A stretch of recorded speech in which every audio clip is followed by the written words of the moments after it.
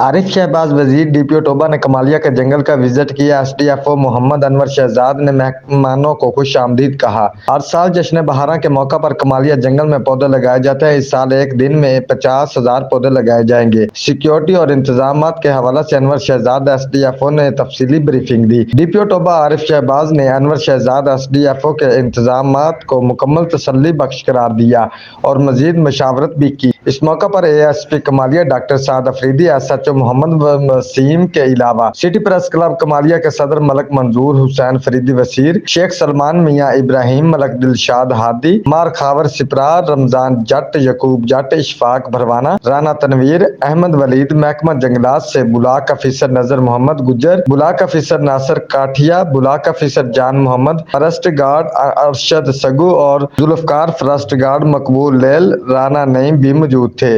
Report Waqar Manzoor Faridi Wazir, district bureau chief, Geo Express News, Toba Tek Singh.